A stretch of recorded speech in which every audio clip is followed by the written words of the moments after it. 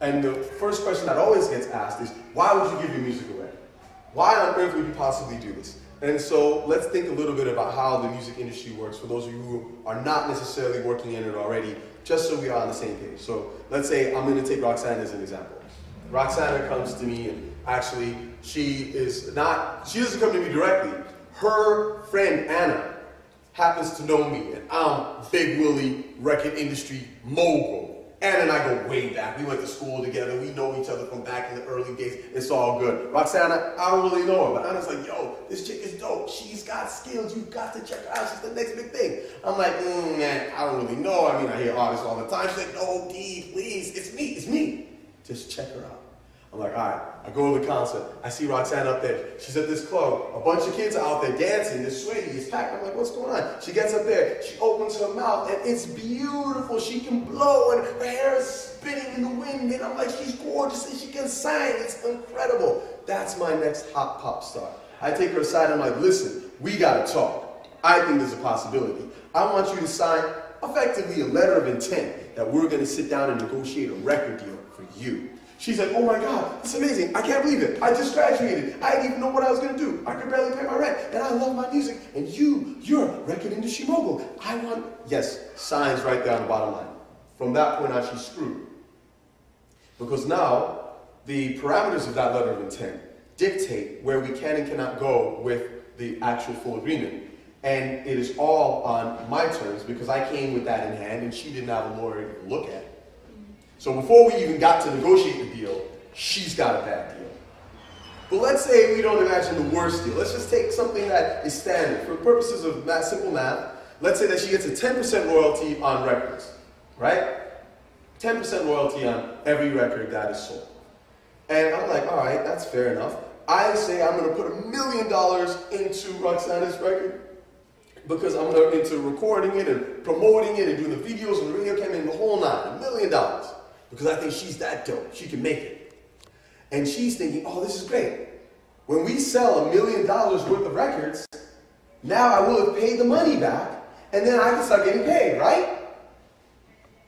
Wrong. Because Roxana, like many artists, is not fully aware of the way that recording industry recoupment works.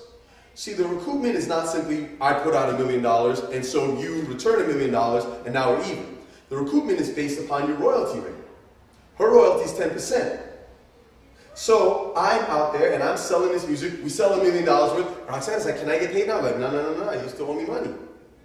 Okay, we keep selling. We sell $3 million worth. Can I get paid now? No, well, we just tripled the money that you put in. No, it's not time yet. $6 million, $7 million, $9 million. She hasn't been paid. Once we reach $10 million, she now still hasn't been paid, but she no longer owes me money.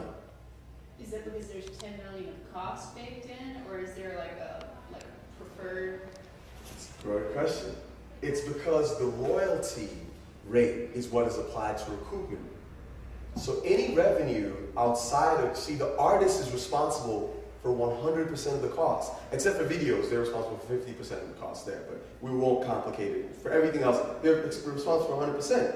So you think that, okay, I got this loan, I paid back the loan, but it's not like a normal bank, right? It would be more like, let's say you had a mortgage for $500,000. You got to pay the $500,000, that's including interest, etc., and then you got the house. It would be like the bank said that, you know what? You've got a mortgage for $500,000, but we're going to give you a royalty rate of, let's say, 10%. So you don't actually own the house until your 10% equals the $500,000, which reaches the point where there's been $5 million worth of revenue or payments made. That's when you own the house. That's the kind of deal that's happening. And in this case, there's another problem, because after Roxana has sold $10 million worth of music in order to pay back the $1 million I put into it, she still doesn't own the content. I own the sound recording. So there's some other little things that come into it, but this is the answer to the first question that always comes up. Whenever we talk about this, people will always say, like, well, how are you going to make money? How are you going to make money? How are you going to make money? And they assume, they're like, oh, you don't know what you're talking about. How are you going to get paid? I'm like, listen, It doesn't take a rocket scientist nor a lot of research to realize, if you look into it, that most artists don't get paid off of their record sales.